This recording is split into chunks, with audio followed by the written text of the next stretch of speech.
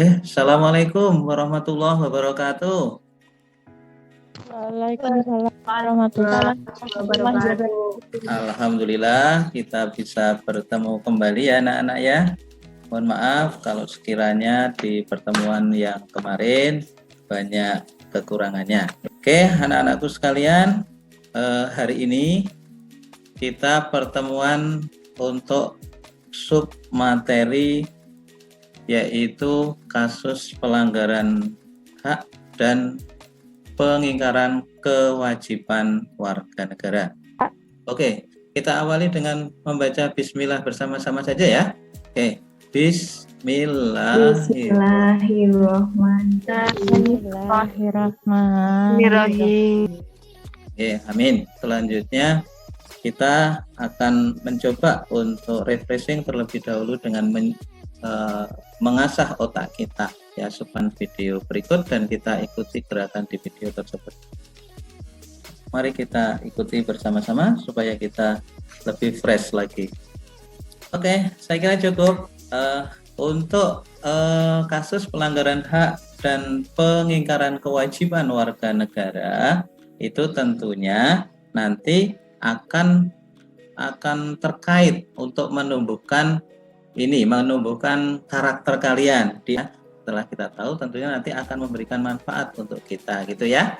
Oke, kemudian untuk materi kali ini, pembelajaran kali ini kita menggunakan pendekatan saintifik ya, saintifik dan TPAJK atau TAIPEC. Kemudian TAIPEC itu nanti kaitannya teknologi dan materi yang kita pelajari. Kemudian modelnya apa yang kita gunakan? Model pembelajarannya discovery learning ya. Kita dengan discovery learning, nanti yang aktif adalah kalian sebagai siswa. Kemudian metodenya apa? Kita menggunakan STAD, Student Team Achievement Division. Nanti kalian akan dibagi menjadi beberapa kelompok. Kemudian nanti kalian akan diskusi, kalian menyampaikan hasil diskusinya tersebut. Jadi semua nanti kegiatannya berpusat kepada siswa. Kemudian untuk KKM kita untuk pembelajaran kali ini adalah 75. Semoga nanti kalian bisa mencapai KKM tersebut. Oke. Tujuan pembelajaran kita belajar materi ini apa? Ya, salah satunya adalah kalian bisa membuat kata tanya dengan benar ya, 5 kata tanya dengan benar setelah memperhatikan PowerPoint. Linknya sudah saya kirim, silahkan dipelajari ya. Dan sudah saya kirim kemarin, saya yakin kalian juga sudah mempelajari ya. Kemudian menganalisis makna hak dan kewajiban warga negara, menganalisis kasus itu dari video yang nanti kita lihat. Kemudian mengamati teks kasus-kasus pelanggaran hak dan pengingkaran kewajiban. Dan setelah itu nanti kalian bisa menyajikan hasil pengamatan tersebut ya. Oke, dari sini nanti kita akan membentuk kelompok diskusi ya. Kelompok diskusi akan kita bentuk ya. Oke. Ini kelompok diskusinya sudah terbentuk, terdiri dari 3 kelompok diskusi ya. Terdiri dari 3 kelompok diskusi. Jadi untuk berdiskusi sesuai dengan kelompok kalian, Pak Nur kasih waktu selama 10 menit. Kita masuk ke tahapan verifikasi ya. Kalian sudah mengolah data, sudah mengumpulkan data di grup atau kelompok kalian. Sekarang kami persilahkan kalian untuk mempresentasikan. Saya persilahkan kepada kelompok 1 untuk mempresentasikan hasil dari diskusinya. Silahkan. Baik, Pak. Saya Dunur Remawati dari kelompok 1 akan membacakan hasil diskusi kelompok 1. Ya, penyebab silakan. Terjadinya pelanggaran hak warga negara 1. Karena tata tertib kurang disosialisasikan.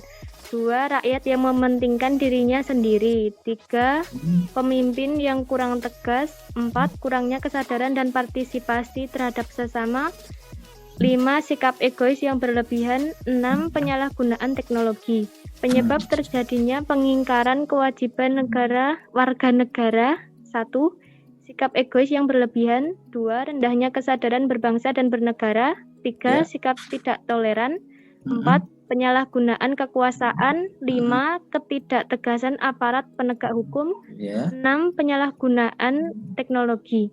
Oke. Ada yang mau ditanyakan? Ya.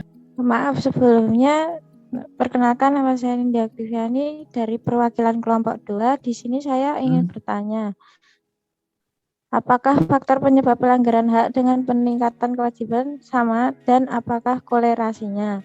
Dan yang selanjutnya, siapakah yang biasanya menjadi subjek atau pelaku pelanggaran hak warga negara? Sekian dan terima kasih. Ya, pengingkaran ya, bukan peningkatan ya, yang benar ya. Pengingkaran kewajiban. Oke, silakan ditanggapi. Silakan. Baik, saya Nista Fira Rahmati dari kelompok 1 mau menanggapi pertanyaan dari kelompok 2 dari Mbak Nindi. Baik, pada dasarnya faktor penyebab pelanggaran hak dan peningkaran kewajiban warga negara sama. Kolerasinya, jika hak seseorang dilanggar, biasanya yang bersangkutan akan melakukan pengingkaran pada kewajibannya. Lalu, subjek atau pelaku pelanggaran hak dan peningkaran kewajiban warga negara dapat dilakukan oleh negara, pejabat negara, atau warga itu sendiri. Terima kasih. Oke, terima kasih untuk kelompok 1 dan Mbak siapa tadi? Nesa ya? Ya, tanya. Oke, silahkan untuk yang kelompok 2 untuk presentasi.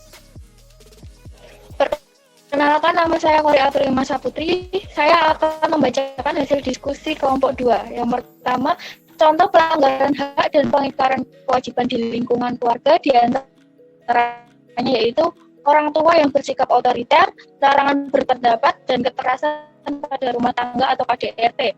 Yang kedua, contoh pelanggaran hak dan pengingkaran kewajiban di lingkungan sekolah di antaranya yaitu guru terlambat masuk kelas dan terlambat memberikan materi pelajaran, siswa tidak mengerjakan tugas, siswa tidak mendapat fasilitas di sekolah yang semestinya, dan melanggar tata tertib sekolah. Apakah ada yang mau ditanyakan? Untuk yang selanjutnya, presentasi kelompok 3. Silahkan. Perkenalkan, nama saya Meila Nurlita dari kelompok 3.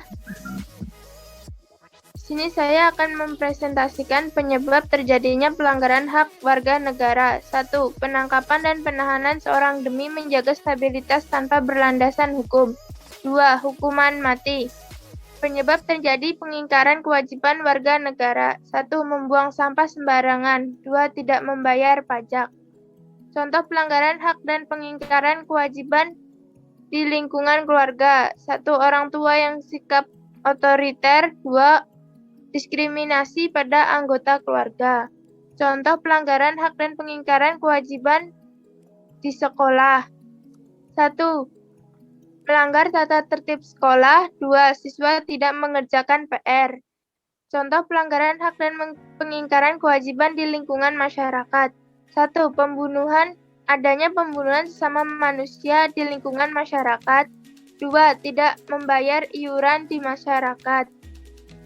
Sekian, apakah ada pertanyaan? Oke, sudah ditampilkan. Tepuk tangan untuk kalian semua. Kelompok 1, 2, dan 3. Ya, selanjutnya kita membuat kesepakatan bersama. Ya, silakan bagi ada yang ingin menyampaikan untuk kesepakatan bersama terkait dengan materi ini. Saya, Pak. Oke, silakan. Saya Nisa Fira Rahmati. Di sini saya akan menyampaikan kesepakatan atau rangkuman diskusi pada hari ini. Yang pertama, pelanggaran hak terjadi ketika warga negara tidak dapat memperoleh haknya sebagaimana mestinya yang ditetapkan undang-undang. Yang kedua, pelanggaran hak akibat pengingkaran kewajiban baik yang dilakukan oleh pemerintah maupun warga negara itu sendiri. Yang ketiga, faktor penyebab pelanggaran hak dan peningkaran kewajiban adalah sikap egois yang berlebihan, rendahnya kesadaran berbangsa dan bernegara, sikap tidak toleran, penyalahgunaan kekuasaan, ketidaktegasan aparat penegak hukum, dan penyalahgunaan teknologi. Terima kasih. Oke, ada yang ingin menambahkan atau sudah sepakat dengan kesepakatan yang disampaikan oleh Mbak Nesa tadi? Ada? Ya, saya kira sudah lengkap ya yang disampaikan oleh Mbak Nesa tadi. ya terkait dengan pelanggaran hak dan pengingkaran kewajiban serta faktor-faktor penyebabnya. Itu kita memilih kelompok yang teraktif terbaik, yaitu kelompok 3. Tepuk tangan untuk kelompok 3. Oke. Untuk selanjutnya saya Pak Nur Salim dan juga kalian akan melakukan refleksi ya. Refleksi kaitannya dengan materi kita pada siang hari ini. Silahkan bagi yang mau menyampaikan refleksi, mungkin ada? Saya, Pak. Oh iya, silahkan Mbak Rika.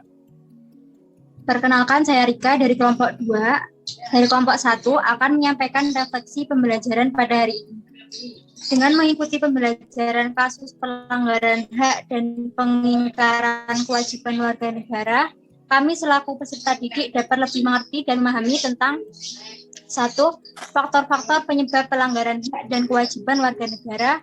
Yang kedua, mengetahui contoh-contoh kasus pelanggaran hak dan pengingkaran kewajiban di lingkungan keluarga, sekolah, masyarakat, bangsa, dan negara. Yang ketiga, dapat menjaga keseimbangan antara hak dan kewajiban warga negara sehingga haknya dapat terpenuhi setelah memenuhi kewajibannya. Yang keempat, dengan setiap warga negara terjadi kedamaian, ketenangan, dan stabilitas keamanan sehingga mendukung pembangunan nasional sehingga akan terwujud masyarakat yang adil dan makmur. Itu saja, Pak. Terima kasih. Oke, bagus sekali ya refleksinya. Saya kira itu sudah mewakili dari teman-temannya. Telah kalian pelajari tentang hari ini, pembelajaran hari ini, mungkin salah satu mungkin Mbak Rika, mungkin apa yang bisa dipelajari?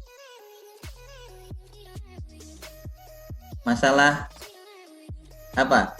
Tentang pembelajaran tentang kasus-kasus pelanggaran hak dan pengingkaran kewajiban, itu ya.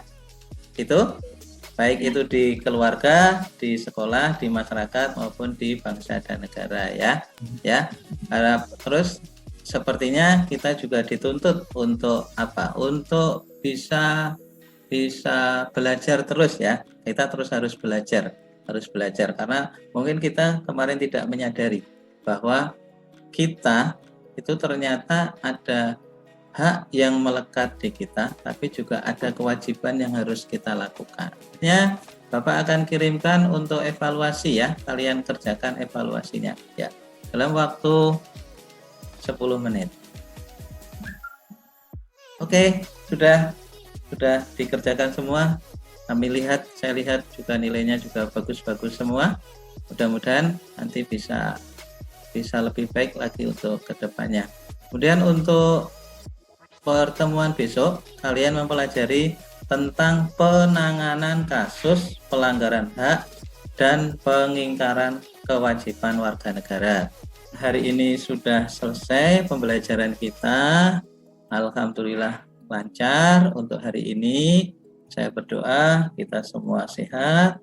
Tolong jaga protokol kesehatan untuk menjaga kesehatan diri kita dan anggota keluarga kita yang kita sayangi dan orang-orang di sekitar kita. Salam untuk orang tua kalian. Terima kasih atas perhatiannya. Saya persilahkan Mbak Kori untuk memimpin doa penutup pada hari ini. Untuk menutup kegiatan pembelajaran hari ini, mari kita berdoa menurut agama dan kepercayaan masing-masing. Berdoa dimulai. Berdoa selesai. Terima kasih atas perhatiannya. Mohon maaf kalau ada yang tidak berkenan. Pak Nur tutup dengan Assalamualaikum warahmatullahi wabarakatuh.